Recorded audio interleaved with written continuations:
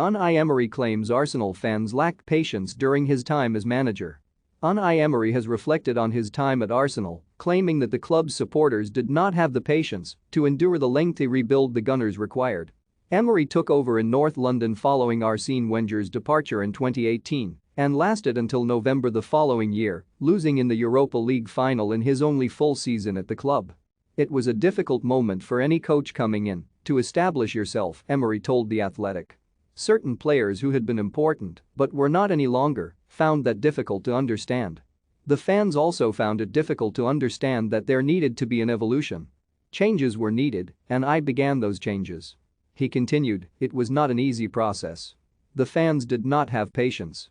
Granit Xhaka had problems with the fans and in the dressing room, where other experienced players did not understand his role as captain. Xhaka was an important player for me, he was a good person, very committed to his coach.